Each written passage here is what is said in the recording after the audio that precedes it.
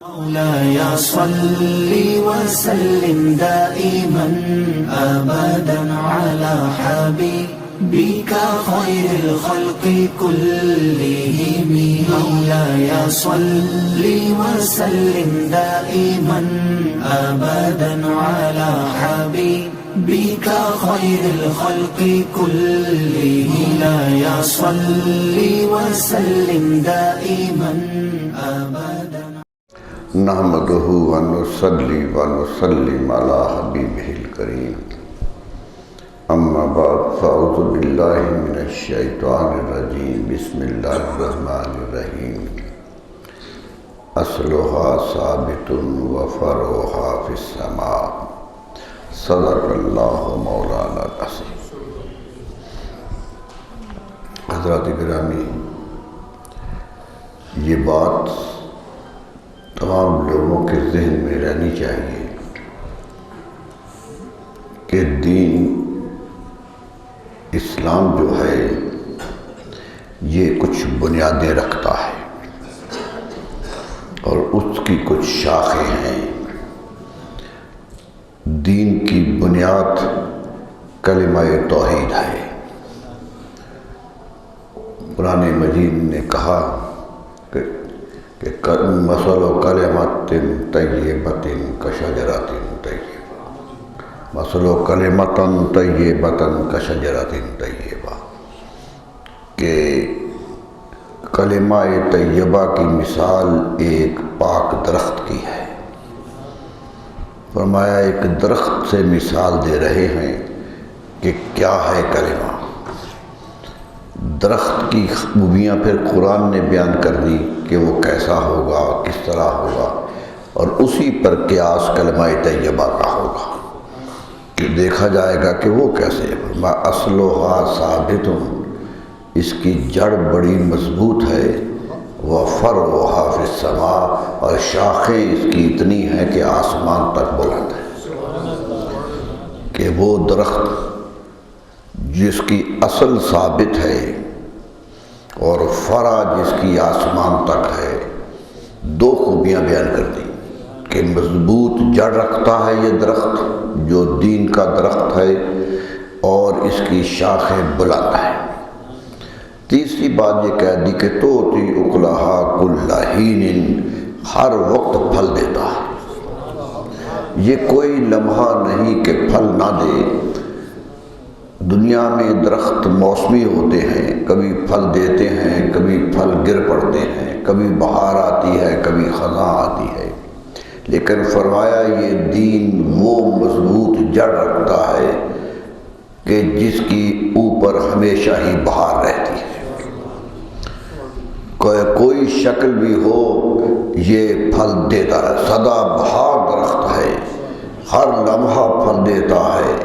کسی حالات میں ہو، کسی زمین پہ کاشت کیا جائے، کسی ماحول میں پلے، لیکن یہ درخت اتنا خوش قسمت ہے کہ ہر وقت پھل دیتا ہے. فرمایا اسی طرح کی مثال ہمارے کلمہ طیبہ کی ہے کہ یہ بھی ایک درخت کی طرح لگایا جاتا ہے. انسان اسے قبول کرتا ہے، اپنے دل میں اسے جگہ دیتا ہے اور کاشت کرتا ہے. پھر اس کا پھل نکلتا ہے کہ ہر لمحہ کوئی موسم آ جائے، کوئی ملک آ جائے، اگر اس کا پھل نماز ہے تو نماز ہر لمحہ ہے، روزہ ہے تو ہر لمحہ ہے، نیکوں کا تربیت کرنے کا انداز ہے تو وہ ہر جگہ ہے.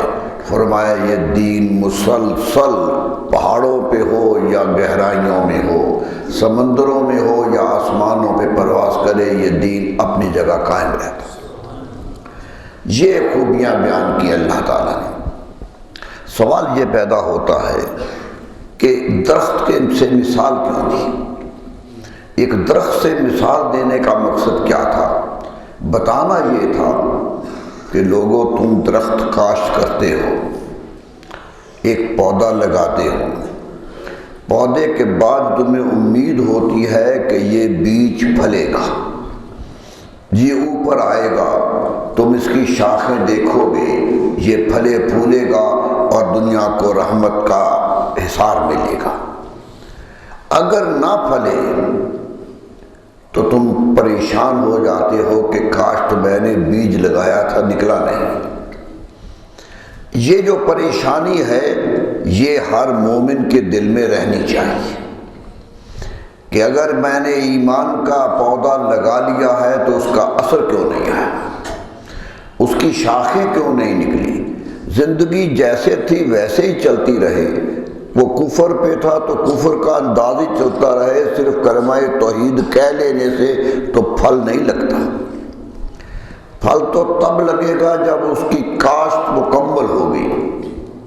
یہ بھی بات یاد رکھیے، زمیندار دیکھتا ہے نا اپنا پودا لگا کر، روز اسے دیکھتا ہے نکلتا ہے یا نہیں نکلتا۔ اگر نہ نکلے تو کیا کرتا ہے؟ وہ پریشان ہو جاتا ہے، سوچتا ہے کہ کاشت میں نے کی تھی، زمین پہ میں نے لگایا تھا، بات کی تو دو ہی باتیں اسے سمجھ آتی ہیں کہ یا تو زمین خراب تھی، جہاں لگایا ہے وہ زمین شور تھی، وہ نمکین تھی، وہاں پھلنے کا کوئی موقع نہیں تھا، اس لیے وہ جل گیا ہے، نکلا ہی نہیں ہے۔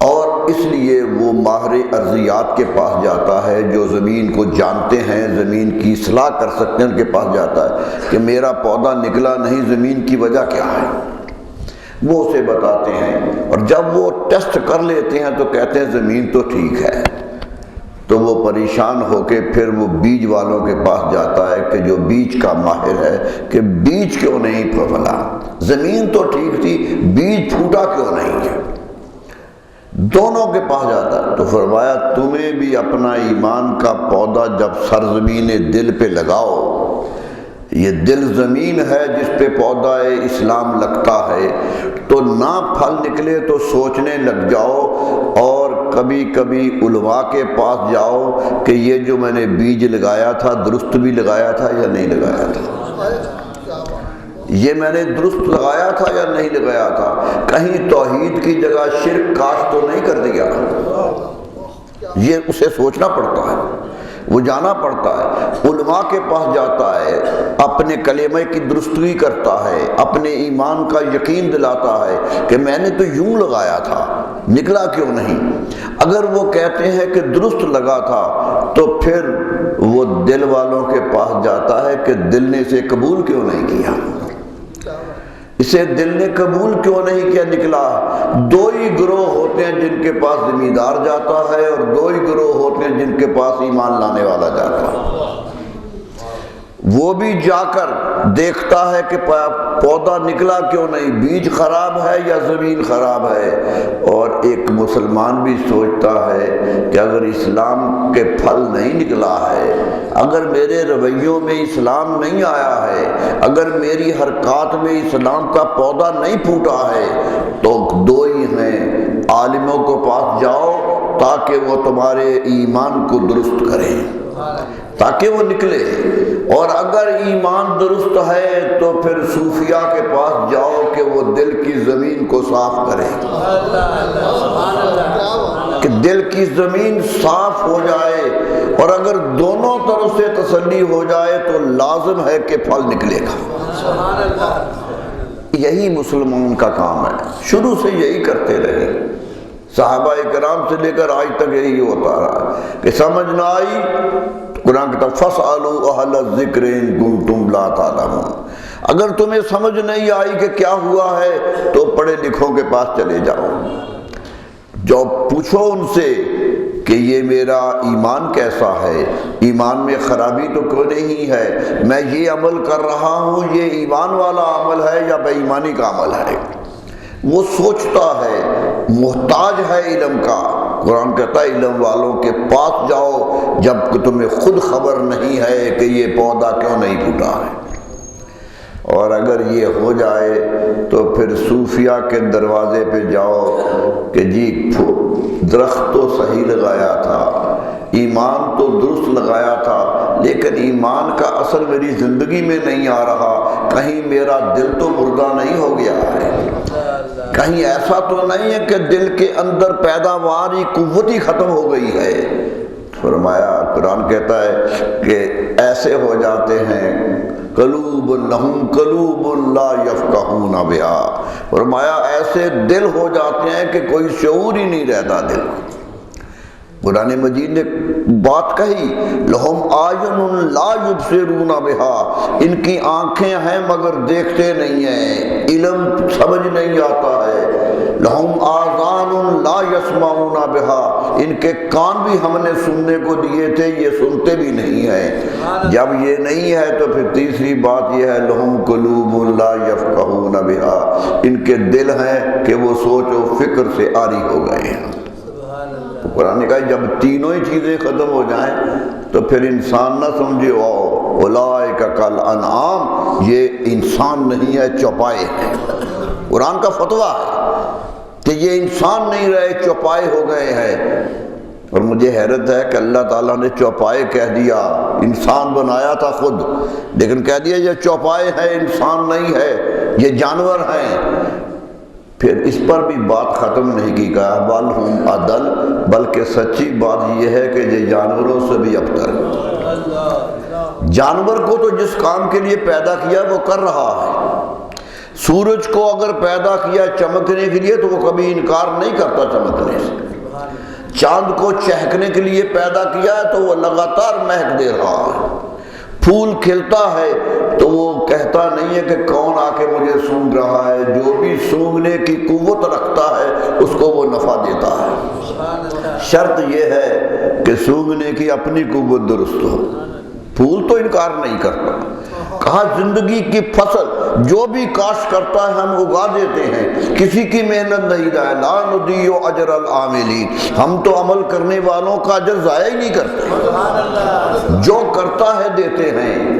اگر نہیں ہوتا ہے تو سوچو خرابی کہاں ہے۔ بل ہم اضل، فرمایا پھر جس مقصد کے لیے پیدا کیے گئے ہو، گھوڑا سواری کے لیے پیدا کیا گیا، اگر وہ سواری سے انکار کر دے تو گھوڑے بننے کا فائدہ کیا ہے؟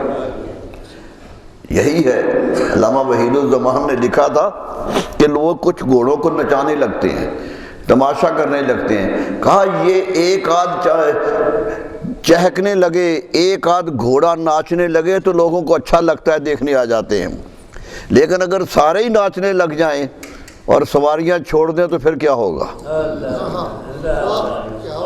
پھر کیا ہوگا اگر وہ اپنا مقصد زیست ہی بھول جائیں؟ ہر ایک چیز کو پیدا کیا ہے مقصد کے لیے۔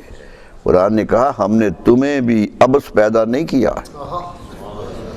تمہیں بھی ایک مقصد کے لیے پیدا کیا ہے۔ وہ مقصد ہمارا تمہارے ساتھ ہے، اور اگر وہ مقصد پورا نہیں کرتے ہو، سورج روشنی نہ دے تو سورج کون کہے گا؟ پھول مہک نہ دے تو اسے پھول کون کہے گا؟ کانٹا کہے گا۔ کہا اگر تم وہ کام نہیں کرتے ہو جو تمہاری سرشت میں، تمہاری فطرت میں رکھا ہے، تو پھر انسان کہلانے کے حقدار کیسے؟ پھر انسان کہلانے کے حقدار کیسے ہو؟ ایسے ہی لوگوں کے بارے میں فتوے آتے ہیں، ایسے ہی لوگوں کے بارے میں وعیدیں آتی ہیں۔ میرے دوستو، انسان کو ایک مقصد کے لیے پیدا کیا، اسے اس مقصد کے لیے محنت کرنا ہے، اور اسلام کی خوبی یہ ہے کہ اس نے ایک کو محنت پہ نہیں چھوڑا، ماحول پیدا کیا ہے کہ اسے ملے۔ کہا یہ ایک ماحول پیدا کیا ہے، اگر ذرا بہک جائے تو کسی پاپڑے لکھے کے پاس چلا جائے، کسی عالم کے پاس چلا جائے، زانو تلمس طے کرے اور اپنی کچیوں کو، اپنی خرابیوں کو دور کرا لے۔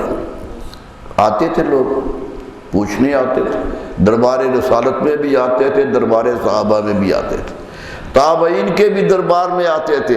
لوگ کہیں چلے جائیں، میلوں کا سفر کرتے تھے کہ کوئی صاحب علم مل جائے کہ اس سے اپنے عقیدوں کو درست کروا لے۔ اور اسی طرح صوفیاء ہیں جو دل والے ہیں، دل درست کرنے والے ہیں۔ یاد رکھ لیجئے یہ دونوں ہوں تو اسلام مکمل ہوتا ہے۔ پھر حفاظت ہوتی ہے اسلام کی کہ علم کو چھوڑ کے تصوف کیا جائے۔ امام مالک رضی اللہ عنہ فرماتے ہیں علم کو چھوڑ کے تصوف کا دعویٰ کرنے والا گمراہ ہے۔ فرمایا وہ گمراہ ہے جو علم کو نہیں چھوڑتا۔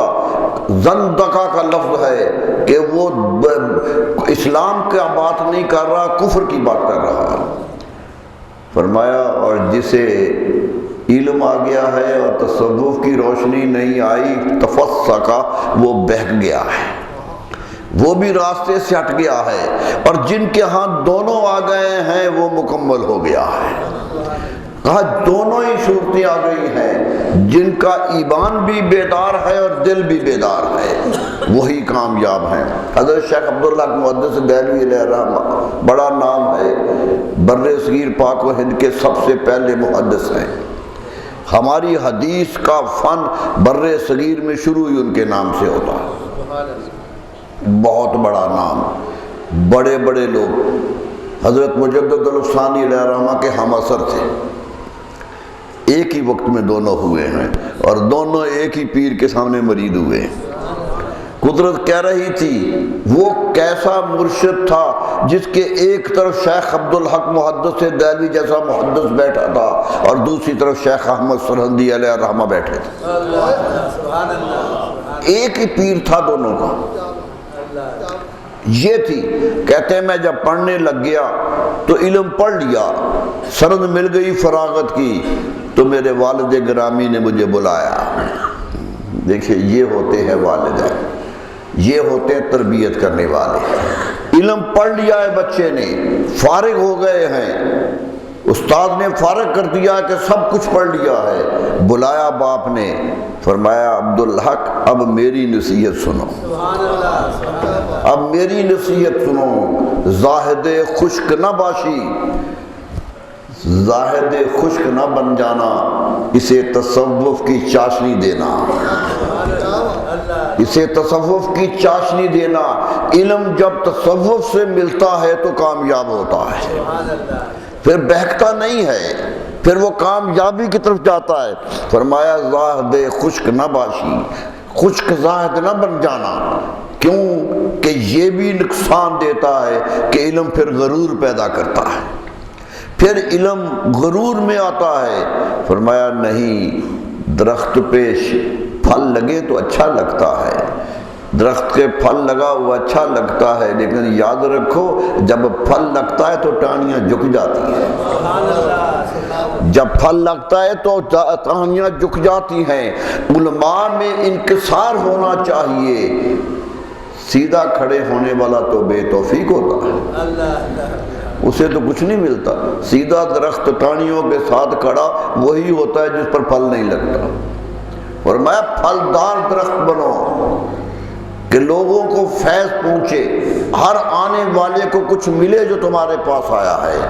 قرآن کہتا ہے توتی اکلہا کل حین، ہمارا دین وہ دین جب ثابت ہو جائے تو ہر لمحہ پھل دیتا ہے، کوئی لمحہ نہیں ہوتا۔ عالم پڑھا لکھا لیٹ بھی جائے، سو بھی جائے، تو علم بانٹنے سے وہ بس نہیں کرتا، علم نکلتا ہے، لوگ دیکھتے ہیں، اور یہی حال صوفی کا ہوتا ہے۔ یاد رکھ لیجئے، صوفی عالم نہ ہو تو وہ ناکام صوفی ہے، اور عالم صوفی نہ ہو تو وہ مغرور عالم ہے۔ دونوں کو ایک دوسرے کا ہاتھ تھام کے چلنا چاہیے۔ خرابی یہ ہوئی ہے آج کہ صوفی کا دعویٰ ہے کہ علم و بس گری ہو یار، یہ دعویٰ اسلام کا دعویٰ نہیں ہے، لیکن نام لے دیا بلے شاہ کا کہ اس نے کہہ دیا تھا۔ اور میں کبھی کبھی سوچتا ہوں کہ بلے شاہ تو سارا عالم تھے، بلے شاہ نے سارا علم دین پڑھا تھا، پڑھ کے کہہ رہے ہیں کہ اب علم پورا ہو گیا، اب تصوف کی طرف آؤ۔ یہ لوگ ہیں کہ علم کا لفظ نہیں، اب دعا مانگنی نہیں آتی، اللہ کے حضور التجا کرنی نہیں آتی، اور دعویٰ تصوف ہے۔ میرے دوستو، صوفیہ کی جو دعا ہی تخت الہی کو ہلا دیا کرتی تھی، وہ تو دعا مانگتے۔ حضرت مجدد الثانی اپنے بیٹے کو پڑھنے کے لیے بھیجتے ہیں، استاد کے پاس بیٹے، خود مجدد ہیں، استاد کے ہاں بیٹے کو بھیجتے ہیں، بیٹا پڑھتا ہے استاد سے۔ ایک دن بیٹھے بیٹھے پوچھنے لگے کہ بیٹا کیا پڑھتے ہو؟ انہوں نے کہا کہ یہ کتابیں پڑھ رہا ہوں۔ فرمایا آتی بھی ہیں؟ انہوں نے فوراً سنا دی، خوش ہوئے کہ بیٹا صحیح پڑھ رہا ہے، درست پڑھ رہا ہے، لیکن تھوڑے سے افسوس میں آ گئے، پریشانی آ گئی حضرت مجدد کے چہرے پر۔ بیٹے نے کہا ابا جان پریشان کیوں ہو گئے؟ فرمایا بیٹا تیرا علم تو بہت اچھا آ رہا ہے، تیرے استاد کے بارے میں نے دیکھا ہے کہ وہ کامیاب نہیں ہے۔ کہا جی کیسے؟ فرمایا جہاں نیکوں کی فرشتے تیار کرتے ہیں وہاں اس کا نام نہیں ہے۔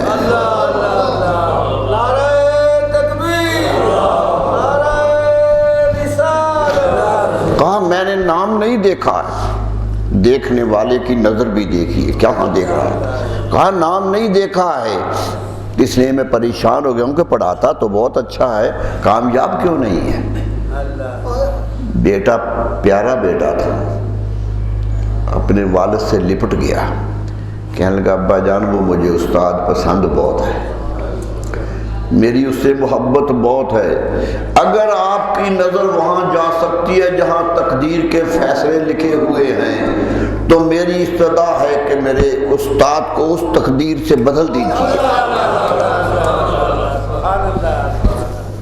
بدلیے، اگر وہ آپ دیکھ رہے وہاں ہے تو وہاں سے نکال بھی تو سکتے ہیں۔ حضرت مجدد پریشان ہو گئے کہ بیٹے نے سوال ایسا کر دیا تھا۔ اگلے دن بیٹے کو بلایا، کہا بیٹا تو نے بڑا سوال کر دیا تھا، میں نے ساری رات رب سے مانگا ہے، ساری رات رب سے مانگا ہے، اور اب مجھے خوشی ہے کہ وہ بدکاروں کی فہرست سے نکل آیا ہے۔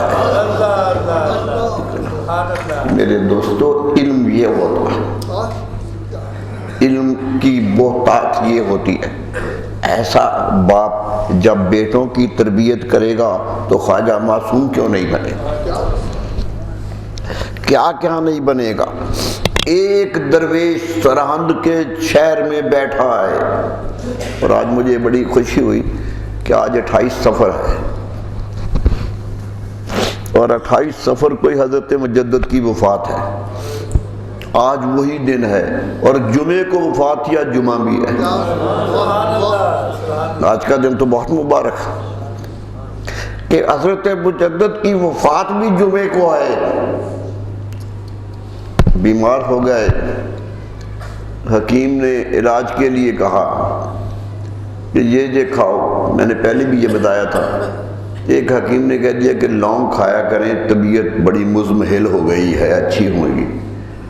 شاگرد سے کہا کہ بازار سے لونگ خرید لاؤ، کھائیں گے۔ حکیم نے کہا، اس نے لائے تو ہاتھ پہ رکھ لیے، لونگ کے دانے ہاتھ پہ رکھ لیے، گنے تو 8 تھے، پریشان ہو گئے۔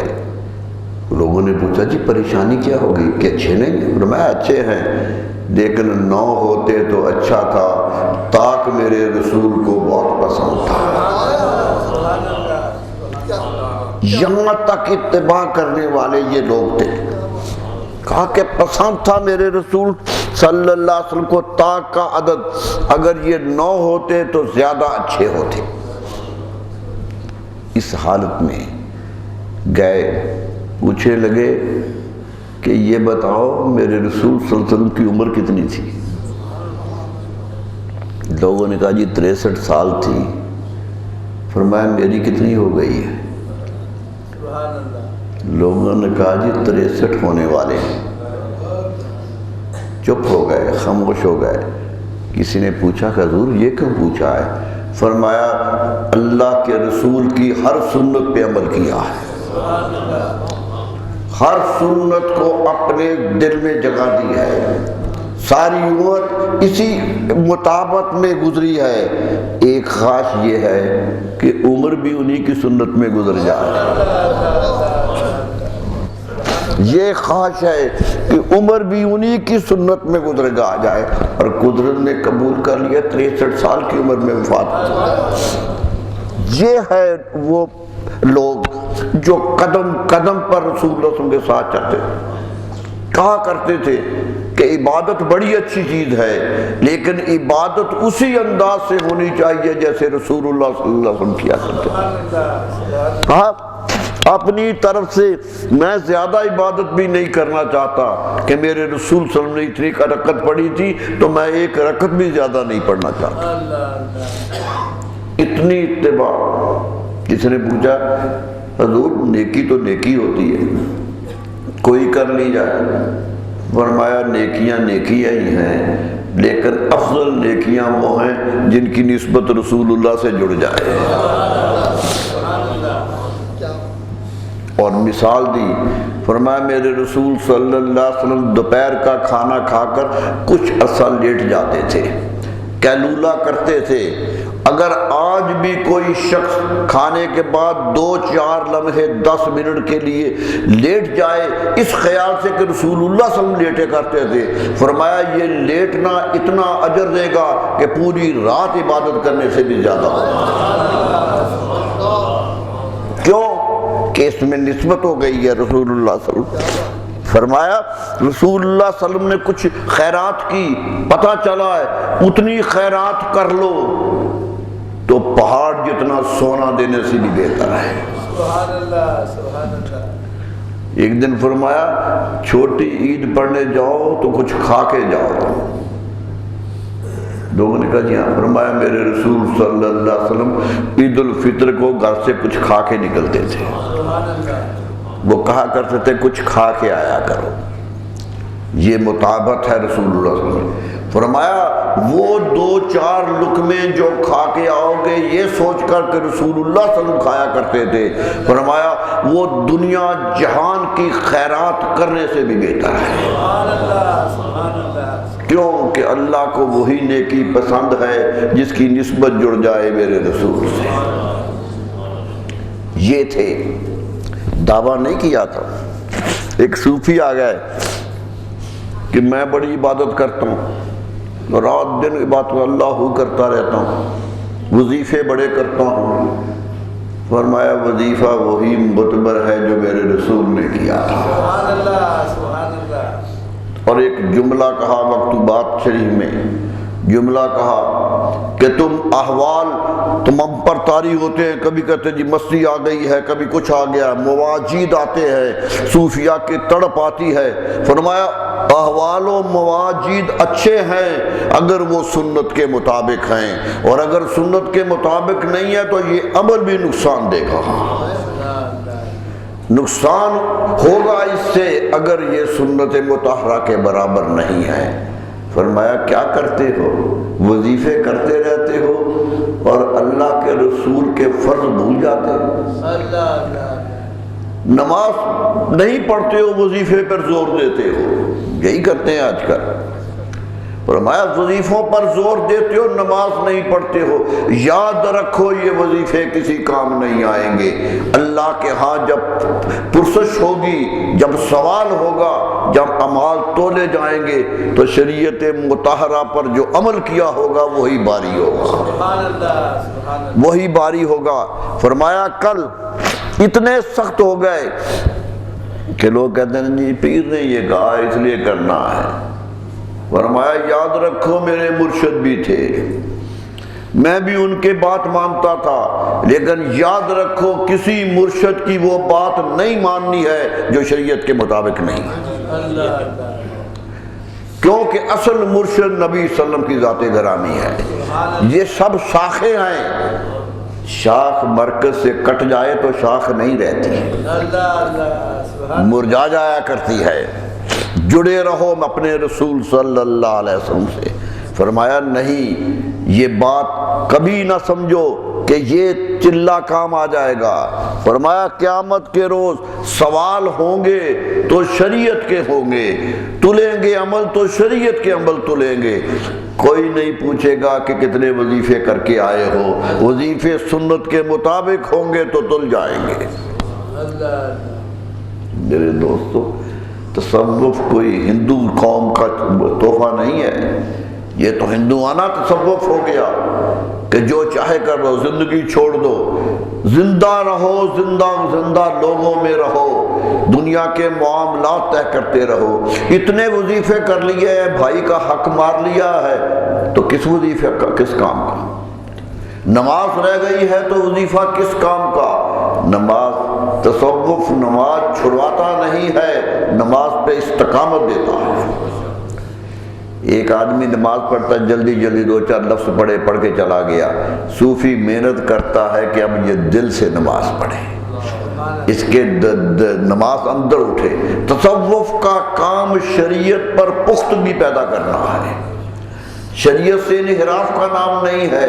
یہاں تو کہتے ہیں کہ یہ تو عالموں کی باتیں ہیں، یہ تو عالموں کی باتیں ہیں، یہ تو پڑھے لکھے کرتے ہیں، ہمارے ہاں تو وجد ہوتا ہے، وجدانیت۔ فرمایا وجد کی حالت میں بھی، بستی کی حالت میں بھی کوئی جملہ خلاف شریعت نکل گیا تو پکڑے جاؤ گے۔ وجد بھی ہو، مستی بھی ہو، لیکن شریعت، صحابہ کرام کو دیکھا ہے 1,24,000 صحابہ، ایک روایت بتاؤ کہ صحابی سنت رسول کے خلاف وجد میں آیا؟ یہاں وجد ہوتا۔ حضرت باجی بستامی کو ایک دفعہ آ گیا تھا، ایک جملہ کہہ دیا جو جملہ مناسب نہیں تھا، ایک جملہ ہے صرف، مناسب نہیں تھا۔ ہوش آئی تو مریض نے کہا کہ حضور آپ نے یہ جملہ کہہ دیا تھا۔ آپ نے فرمایا تم موجود تھے؟ اس نے کہا جی ہاں۔ فرمایا میری گردن کیوں نہیں اتارتے؟ حضرت باجی بستامی کہہ رہے ہیں، فرمایا کوئی نہیں ہے، کوئی ایسی شریعت کے اوپر کوئی طاقت نہیں ہے، شریعت سب سے بڑی طاقت ہے، اس پر عمل کرو۔ صوفیہ بگڑ گئے تھے، حالات خراب ہو گئے تھے، اس دور میں بھی تھے، آج بھی ہیں کہ کوئی علم کی بات نہیں ہے، لیکن دعویٰ تصوف ہے کہ مریض چرنوں میں بیٹھے رہے۔ فرمایا نہیں، مریدوں کو محبت کے ساتھ بتاؤ، ان سے خدمت نہ لو۔ مجدد ثانی زندگی بھر کسی مرید کے گھر جا کر کھانا بھی نہیں کھایا، یہی کہتے رہے کہ خودداری سے رہو، اللہ کے دیے ہوئے پر شکر کرو۔ قید ہو گئے، جہانگیر میں قید کر لیا، 7 سال قید میں گزارے ہیں، 1 سال بھی نہیں۔ گوالیار کے قلعے میں 7 سال قید رہے، اس قلعے سے اپنے بیٹوں کو خط لکھتے رہے، قید بن کے خط لکھے، وہ خط آج بھی موجود ہیں جو لکھے۔ ایک خط میں لکھتے ہیں بیٹا تمہاری اور میری جدائی اللہ کے حکم سے ہے، اللہ کو منظور یہی ہے کہ میں اندر چلا جاؤں، میں قید میں ہوں، لیکن گھبراؤ نہیں کہ باپ کا سایہ سر پہ نہیں ہے، یاد رکھو سب سے بڑا سایہ اللہ کی ذات کا ہے، وہ موجود ہے، وہ موجود ہے۔ پریشان نہ ہونا، اگر اللہ نے چاہا تو ملاقات ہو جائے گی، اگر نہ بھی ہوئی تو پھر بھی نہ گھبرانا، جنت میں ضرور مل جائیں گے۔ یہ یقین تھا، یہ صوفیاء کو یقین تھا۔ حضرت شیخ عبد القادر جیلانی علیہ رحمہ جب گھر سے چلے تھے تو باپ نہیں تھا، ماں تھی صرف۔ ماں سے کہا بیٹے نے کہ میں نے پڑھنے جانا ہے، سوچ لیجئے تعلیم کی قوت، باپ نہیں ہے اور بیٹا 18 سال کا بڑا ہے، چھوٹا اس سے بھی چھوٹا ہے، 2 ہی بیٹے ہیں۔ چھوٹا بیٹا ہے، 18 سال کی عمر کا بچہ چاہتا ہے کہ جیلان سے بغداد چلا جائے کہ پڑھوں، اور فاصلہ اتنا ہے کہ کئی دن لگتے ہیں سفر کے۔ ماں نے کہا بیٹا تو اکیلا ہی ہے سہارا میرا، لیکن میں علم کو مؤخر کرنے کی اجازت نہیں دوں گی کہ علم نہ پڑھا جائے کہ پھر پڑھ لینا، نہیں، علم ہے، اسے پڑھنا ہے۔ میں اپنی مامتا قربان کرتی ہوں، اپنی محبت بھی قربان کرتی ہوں، چلے جاؤ۔ جانے لگے، ماں دہلیز پہ آئی، الوداع کہا، دہلیز سے باہر قدم نہیں رکھا۔ بیٹے نے کہا اماں جان آئیے۔ فرمایا بیٹا یاد رکھو ایک مسلمان عورت کی آخری حد دہلیز ہوتی ہے، اس سے آگے نہیں جانا ہے مجھے، میری شریعت کہتی ہے کہ یہاں رہو، لیکن تمہیں ایک دعا دیتی ہوں، بیٹا جاؤ، تیری میری ملاقات اب اس دنیا میں نہیں ہوگی۔ ماں کو یقین ہے، یہ جملہ کہہ دیا، تیری میری ملاقات اس دنیا میں نہیں ہوگی، اس کے باوجود تجھے بھیج رہی ہوں، لیکن بیٹا یہ یقین دلاتی ہوں کہ جنت میں ضرور ہوگی۔ ماں کو یقین ہے کہ بیٹا میں نے پالا ہے، یہ جنتی بن کے آئے گا اور میں بھی جنت میں جاؤں گی۔ یہ اعتماد پیدا ہوتا ہے میرے دوستو نیک نفسی سے، نیکی کے اعمال کرنے سے۔ اور یاد رکھ لیجئے مجدد ثانی فرماتے ہیں کوئی مرتبہ ولایت نہیں ہے جو سنت کے بغیر مل جائے، کوئی مرتبہ نہیں ہے، سارے مرتبے سنت کی شاہراہ پہ چلتے ہیں۔ یہاں تک کہہ دیا، یہ جملہ صوفیہ کو پریشان کر گیا جو کہہ دیا، فرمایا کل قیامت میں جو حساب ہوگا وہ شریعت کا ہوگا، پوچھیں گے لوگ عمل کیا ہے، حنفی تھے تو حناف کے مطابق عمل کیا ہے، فرمایا امام ابو حنیفہ امام محمد کے اقوال پر فیصلہ ہوگا، ابو الحسن نوری اور ابو الحسن خرقانی کے اعمال پہ فیصلہ نہیں ہوگا۔ دونوں بڑے بزرگ ہیں، دونوں وہ ہیں جن کو داتا صاحب سلام کرتے ہیں، اتنے بڑے بزرگوں کا بھی نہیں، وہاں فیصلہ شریعت کے قدم قدم چلنے پر ہوگا۔ میرے دوستو یہ تھا عمل جو بتایا، زندگی کا حسن بتایا، پھر استقامت آتی ہے۔ یہ ایک سجدہ جسے تو گراں سمجھتا ہے، ہزار سجدوں سے دیتا ہے آدمی کو نجات۔ مجدد الثانی علیہ الرحمہ پکڑے گئے، اکبر کے دور میں بھی مصیبتیں آئیں، جہانگیر تو اتنا ظلم پر آ گیا کہ اس کی تذکے جہانگیری آج بھی چھپتی ہے، اس میں ایک پیرا ہے مجدد الثانی پر، اور یوں سمجھے کہ گندی گالی نہیں دی، باقی سب کچھ کہہ دیا۔ اتنا سخت خلاف ہے، اتنے سخت جملے بے ادبی کے کہے ہیں جہانگیر نے، لیکن کوئی پرواہ نہیں کی، کوئی نہیں، حالانکہ سپہ سالار سارے مرید تھے مجدد الثانی کے۔ جہانگیر جا رہا تھا ایک جگہ، محبت خان کو غصہ آ گیا کہ میرے پیر کے خلاف یہ کہتا ہے، اچانک بادشاہ تھا، محبت خان نے گرفتار کر لیا، جہانگیر اپنے جرنیل کے ہاتھوں گرفتار ہو گیا، اب جو چاہے وہ کر سکتا تھا، تخت چھین سکتا تھا، جہانگیر کو قتل کر سکتا تھا۔ مجدد الثانی کو کسی نے اطلاع دی کہ آپ کے عقیدت مند نے جہانگیر کو پکڑ لیا ہے، فوراً خط لکھا کہ میرا خط ملتے ہی سے چھوڑ دو۔ فرمایا میں بغاوت پر نہیں اکسا رہا، یہ مسلمان ہے، میں اس کے اسلام کی اصلاح کرنے کے لیے آیا، مجھے دولت نہیں چاہیے، مجھے تخت نہیں چاہیے۔ یہ کیا۔ جہانگیر جب واپس آیا تو بدلہ بدلہ تھا، حیران تھا کہ گرفتار کر کے بھی چھوڑ دیا اور مجدد صاحب کے کہنے پہ چھوڑ دیا۔ کہنے لگا حضور آپ نے کہہ دیا ورنہ میں آج سے ختم کر دیتا، آزاد چھوڑ دیا۔ آ گیا، حکم دیا کہ لاؤ مجدد کو میرے دربار میں۔ یہ ہوتی ہے طاقت کا نشہ، خمار اقتدار کا یہی ہوتا ہے کہ لاؤ دربار میں۔ لوگوں نے کہا وہ آئیں گے نہیں، کہنے لگا لے کے آؤ میرا حکم سناؤ۔ حکم سنا گیا تو آپ نے کہا جاؤں گا، میں بادشاہ کا حکم ہے، جاؤں گا، بات کروں گا۔ لوگوں نے کہا سجدہ کرنا پڑتا ہے وہاں۔ بادشاہ کے حضور اکبر کے دور سے سجدہ شروع ہو گیا تھا کہ جو بھی بادشاہ کو ملنے آئے پہلے سجدہ کرے پھر بات کرے۔ یہ مسلمان تھے، سجدہ کرواتے تھے اپنے آپ کو، تلک لگاتے تھے ماتھے پر، سورج کے سامنے کھڑے ہو کے عبادت کرتے تھے۔ پوری ہندو تہذیب آ گئی تھی، گھر میں ہندو رانیاں آ گئی تھی، اور حیرت ہے کہ اکبر کے ہاں ہندو رانیاں آ گئی تھی اور کوئی اسلام پہ نہیں آئی تھی، وہ ہندو ہی رہی تھی، یعنی ہندو مذہب دربار کے اندر پہنچ گیا تھا۔ یہ سازش ہو گئی تھی حکومت کا تختہ الٹنے کے لیے، مسلمانوں کی حکومت ختم کرنے کے لیے مجدد الثانی اسی کے خلاف آئے تھے۔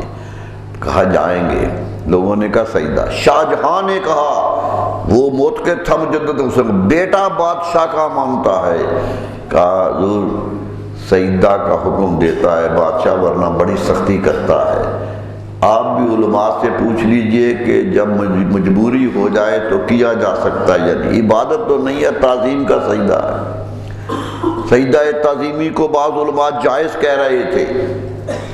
فرمایا ہاں مجھے بھی خبر ہے کہ جائز ہو سکتا ہے ایک شکل میں، لیکن یہ رخصت ہے، عزیمت نہیں ہے، اور میں عزیمت پہ عمل کروں گا، میں قوت پہ عمل کروں گا، میں جھک کے عمل نہیں کروں گا۔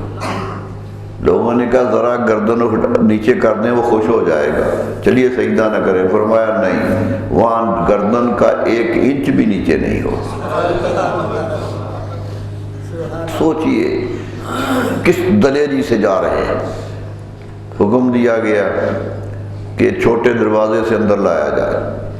دروازہ چھوٹا تھا، جس طرح پرانے دور میں مسجدوں کے دروازے چھوٹے ہوتے تھے کہ اندر آنے والا سر جھکا کے آئے۔ یہ ایک رواج رہا تھا۔ مغلیہ دور کی مسجدیں بھی جو درباری تھی دروازے چھوٹے رکھتے تھے۔ کہنے لگا بھی دروازے چھوٹے سے گزارا جائے، چلو جب اندر آئے گا تو سر نیچے کر کے اندر داخل ہوگا نا، کہ قد کے برابر نہیں ہے دروازہ۔ مجدد الثانی دروازے پہ آئے تو ٹھہر گئے، سوچا کہ سر نیچے کر کے گزرنا پڑتا، پہلے پاؤں آگے کر دی کہ بادشاہ تیری سازش یہ بھی کامیاب نہیں۔ اندر گئے تو حکم دیا درباریوں کو کہ جا کے پکڑ کے ان کا سر نیچے کر دیا جائے، خواہ تھوڑا سا جھکا دیا جائے، میری تسلی ہو جائے گی۔ تاریخ گواہ ہے کہ 10-12 درباری آ کے گردن مروڑنے لگے، گردن نیچے کرنے لگے، لیکن انہیں خبر نہیں تھی یہ مجدد کی گردن ہے، خبر نہیں تھی۔ جھکاتے رہے، گردن 1 ملی میٹر بھی نیچے نہیں آئی، اکڑ گئی گردن۔ فرمایا میرے رب نے مجھے بچا لیا۔ آیا تو جہانگیر خیز و غضب میں تھا، غصے میں تھا، کہنے لگا تمہیں خبر ہے کہ یہاں جو حکم نہیں مانتا اسے قتل کر دیا جاتا ہے؟ فرمایا مجھے خبر ہے۔ کہا میرے غصے کا خیال نہیں آیا؟ کہا آیا تو تھا، لیکن تجھ سے بڑا کہتا تھا کہ اس کا غصے کا خیال کیا تو میرا غصہ آئے گا، پروردگار کے غصے سے بچنے کے لیے تیرا غصہ برداشت کر لیا۔ یہ تھا پیغام جو ملت اسلامیہ کو دیا تھا۔ اقبال نے یوں ہی تو نہیں کہا کہ حاضر ہوا میں شیخ مجدد کی لحد پر، کہا میں گیا تھا، حاضر ہوا تھا، تھی جن کی قبر زیر فلک مطلع انوار، آسمان کے نیچے نورانیت کا گردن نہ جھکی جس کی جہانگیر کے آگے۔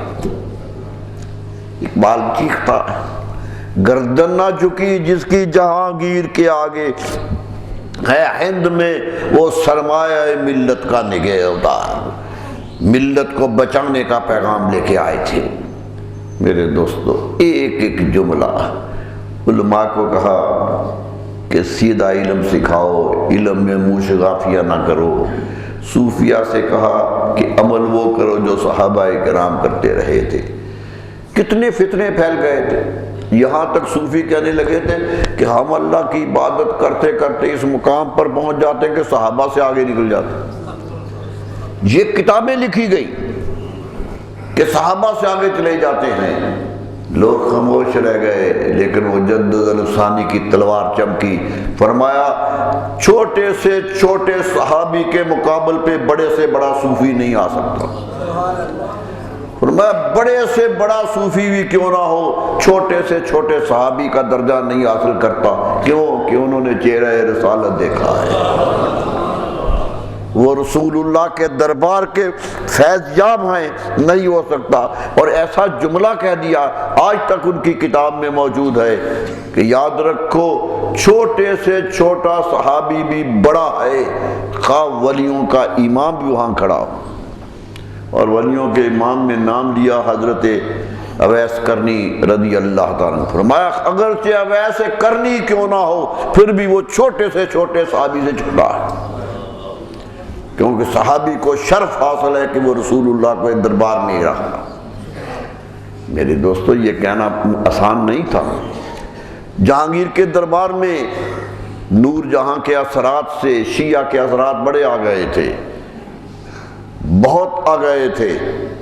کہنے لگا کہ میں نے سنا ہے کہ آپ حضرت صدیق اکبر سے اپنے آپ کو بڑا سمجھتے ہیں۔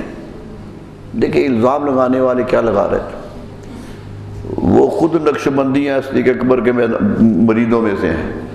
کہتے کہاں؟ تو کہا بادشاہ سن لو، میں اپنے آپ کو بڑا کہوں گا، میں تو حضرت علی کو بھی ان سے بڑا نہیں سمجھتا۔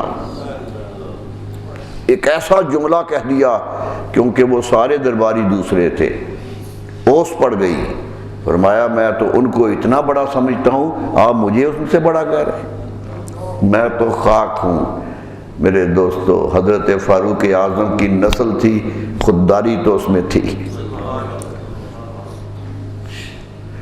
شاہ کمال کے اولاد میں سے تھے، 25ویں پشت پر بزرگ ہندوستان آئے تھے، پھر چلے گئے۔ کابل میں مزار ہے کابلی شاہ کا، مجدد الثانی کے جد امجد ہیں، اور آپ کو حیرت کی بات ہوگی کہ وہی جد امجد ہیں بابا فرید گنج شکر کے۔ ایک ہی بزرگ ہیں جن کی یہ دونوں اولادیں ہیں۔ حضرت بابا فرید گنج شکر بھی حضرت قابلی سے ملتے ہیں، اور حضرت مجدد الثانی کا 25ویں پشت پہ جا کے وہاں مزار ہوتا ہے۔ ایک ہی خاندان کے رہے۔ شاہ کمال کیتھلی سلسلہ چشتیہ کے بہت بڑے بزرگ تھے، اس دور کے بزرگ تھے۔ آپ کے والد گرامی بھی ان کے بیعت ہیں، حضرت مجدد کے والد گرامی بھی ان سے بیعت تھے۔ بیمار ہو گئے چھوٹی عمر میں، تو باپ نے حضرت شاہ کمال کو بلایا۔ آپ کے دادا جو تھے حضرت مخدوم جہانیہ کے مرید تھے، کچھ شریف والوں کے سلسلے سارے اکٹھے تھے۔ قادریہ میں بھی بیعت ہیں، چشتیہ میں بھی بیعت ہیں، نقش بندیہ میں بھی بیعت ہیں۔ کہاں آئے؟ شاہ کمال کیتھلی آئے، چھوٹے سے بچے تھے، بیمار اتنے ہو گیا کہ امید نہ رہی بچنے کی۔ والد نے محبت سے کہا حضور کوئی دعا کیجئے بچ جائے۔ دیکھا، نظر ڈالی، فرمایا عبدالاحد گھبراؤ نہیں، یہ بچہ مرے گا نہیں۔ کہا کیوں؟ یہ کیسے آپ کہہ رہے ہیں؟ فرمایا میں نے اس کے چہرے پہ جلال دیکھا ہے، اس بچے کے چہرے پہ دیکھا ہے، اسے مرنا نہیں ہے، اسے ہندوستان کی زمین پہ نبوت رسول صلی اللہ علیہ وسلم کا پرچار کرنا ہے۔ یہ زندہ رہے گا اور دین کو پھیلائے گا، اس لیے اس کا خوف نہ کھاؤ، ڈرو نہیں۔ میرے دوستو بیعت ہوتے رہے۔ دلی گئے تو حضرت باقی باللہ رحم کے دربار میں چلے گئے۔ ایک بزرگ نے کہا کہ یہاں ایک بزرگ آئے ہیں، خراسان سے آئے ہیں، چھوٹی عمر ہے، بہت بدرگش ہیں۔ حضرت باقی باللہ رحم بہت شان رکھتے تھے، جوانی میں آئے تھے۔ حضرت مجدد کہتے میں چلا گیا، کہتے گیا یہ داخل ہی ہو رہا تھا کہ کھڑے ہو گئے۔ فرمایا ماوراء النہر سے جو فیض لے کے میں آیا تھا وہ اسی بچے کے لیے تھا۔ میں ہندوستان کی سرزمین میں اسے اپنا خلیفہ بناتا۔ اندر لے گئے، کافی دن اپنے پاس رکھا اور فرمایا لوگوں گواہ رہنا، کل قیامت کو اللہ پوچھے گا کہ باقی باللہ دنیا میں کیا کیا کام کیے، تو میں کہوں گا کہ شیخ مجدد کو محبت سے بلایا تھا۔ فرمایا میرا یہی شرف حاصل ہے۔ پیر کہتا رہا، پیر ہے۔ خود مجدد صاحب لکھتے ہیں اپنی مکتوبات میں کہ 4 آدمی تھے جو انہیں پیارے تھے، ہر وقت اپنے پاس رکھنے کی کوشش کرتے تھے۔ میرے دوستو یہ تھی محبت۔ لوگ پہچانتے تھے کہ کون ہیں. اتنا ہی ہوا، آخر انتقال کا وقت آ گیا، بیمار ہو گئے، چلے گئے. آج کا دن جمعے کا دن تھا کہ دنیا سے گئے 63 سال کی عمر پا کر. سبحان اللہ. اولاد چھوڑی تو ستارے تھے. شیخ خواجہ معصوم کے بارے میں، ان کے بارے میں بہت کچھ لکھا گیا. آپ کے صاحبزادے تھے، اور بھی صاحبزادے ہیں، لیکن اکثر چھوٹی عمر میں انتقال کر گئے. حضرت شیخ آدم بنوری افغانستان سے آئے تھے، بیعت ہوئے تھے. پورا بنوریہ سلسلہ ان سے چلا، چاروں طرف فیض پھیلا، دور دور تک گئے لوگ. اور آج بھی جائیے مجدد الثانی کے دربار پر تو کسی قدم پہ افغانستان کا ایک بادشاہ پڑا ہے، دوسری بنا. افغانستان کے جو بادشاہت تھی، ان کا بادشاہ وصیت کر کے مرتا تھا کہ دفن کرنا ہے تو سرحد شریف میں کرنا. سارے کے سارے وہاں ہیں. یہ ہے فیض جو پھیلا.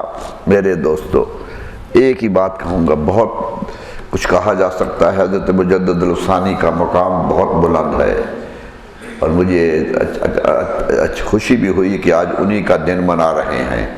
اللہ تعالیٰ ان کے فیض کو جاری رکھے، ہمیں حضرت مجدد جیسی استقامت عطا فرمائے. دین میں مستحکم ہونا کیا اثر نکلا. جہانگیر بدلا، ہاتھ جوڑ کے کھڑا ہو گیا کہ حضور میں معافی مانگتا ہوں، غلطی ہو گئی ہے.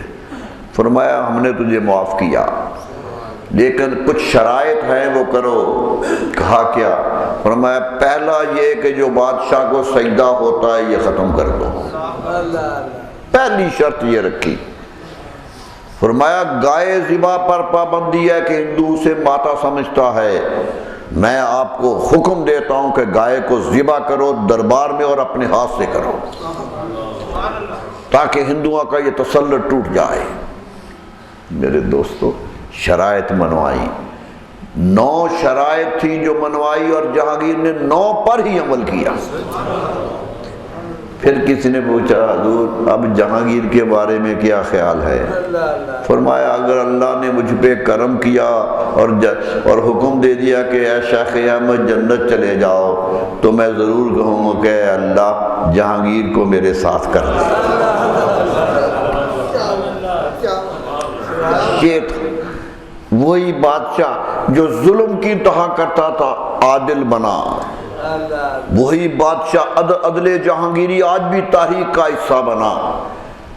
فیض پہنچا، اور شاہجہاں تو قدموں میں آ گیا. شاہجہاں تو قدموں میں آ گیا، اور اورنگزیب ان کا فیض نکلا کہ خواجہ معصوم کے ہاتھ پہ بیعت کی. خواجہ معصوم علیہ الرحمہ کے ہاتھ پہ بیعت اورنگزیب کی ہے. اور اورنگزیب کے بارے میں تو اقبال کہتا ہے ترکش مارا خدنگ آخری، ہمارا اسلام کا آخری تیر تھا جو ہندوستان میں چلا. چوم براہی مندری بتخانائی، اس سے بڑا جملہ نہیں کہا جا سکتا. فرمایا ہندوستان میں دین کو بچانے کے لیے آیا تھا، اس طرح آیا تھا جس طرح ابراہیم علیہ السلام بت خانے میں گئے تھے. چوم براہی مندری بتخانائی، اس سے بڑی تعریف نہیں ہو سکتی جو اقبال کر گیا. فیض پھیلا. ایک ہی بات کہہ کے اجازت چاہوں گا کہ گورنر لاہور، اورنگزیب لاہور آیا، گورنر بادشاہ کا گورنر تھا، سلام کے لیے پیش ہوا تو بوڑھا لگتا تھا، داڑھی سفید ہو گئی تھی. کہا تم تو جوان ہو، یہ سفیدی کہاں سے آ گئی؟ ابھی تو تم جوان ہو، یہ کیا ہوا؟ کتنی عمر ہو گئی تمہاری؟ بادشاہ نے محبت سے پوچھ لیا. وہ مذاق کرنے کا قائل نہیں تھا، بڑا سنجیدہ بادشاہ تھا. گورنر کہنے لگا 3 سال عمر ہے میری. اورنگزیب کے تیوری چڑھ گئی کہ یہ مذاق کر رہا ہے. جذبات ایک سنجیدہ آدمی پریشان ہو گیا، کہنے لگا یہ کیا کہا تم نے 3 سال؟ فرمایا حضور غلط نہیں کہا، 3 سال ہوئے ہیں کہ خواجہ معصوم کے ہاتھ پہ بیعت کی ہے. میں اسی کو زندگی گنتا ہوں، باقی زندگی تو ضائع ہو گئی. یہی زندگی ہے کہ آستان آئے مجددیہ پر قدم رکھا ہے. سبحان اللہ. یہ تھے لوگ. یوں فیض پھیلا ہے. اللہ تعالی ہمیں ان بزرگوں کے حالات پڑھنے، ان پر عمل کرنے کی توفیق عطا فرمائے. 3 جلدوں میں ان کی کتاب آج بھی موجود ہے. مکتوبات اثبات النبوت عربی میں ہے، رسالہ تحلیلیہ عربی میں ہے. اتنا بڑا عالم کہ عربی چاہے تو عربی میں لکھتا ہے، فارسی چاہے تو فارسی میں لکھتا ہے. کتابیں لکھی اور خوبصورت کتابیں لکھی. اثبات النبوت تو آج بھی حجت ہے کتاب. آج بھی چھوٹی سی کتاب ہے لیکن قیمتی کام ہے. رسالہ تحلیلیہ میں لا الہ الا اللہ کلمہ طیبہ کی تشریح ہے. پڑھنے والی ہے کہ کس طرح وہ تشریح کر رہے ہیں کلمہ طیبہ کی. میرے دوستو، یہ کام انہوں نے کر کے دکھائے اور زندگی کو لوگوں کے سامنے رکھا. آج بھی ان کا فیض جاری ہے. آج بھی کہا تھا، یہ تو قائد اعظم کو بھی اعتراف تھا کہ پاکستان کی تحریک جو اٹھی ہے 2 قومی نظریے کی، اس کی بنیاد مجدد صاحب نے رکھی تھی.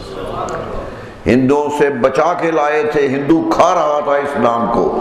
اسلام کا مذہب ہندوؤں کے سامنے گروی ہو گیا تھا. مجدد الفسان کی للکار نے اسلام کو علیحدہ کھڑا کر دیا. یہ کامیابی ہے مجدد الفسانی رہے. وہ صوفیاء میں سے منفرد صوفی ہیں.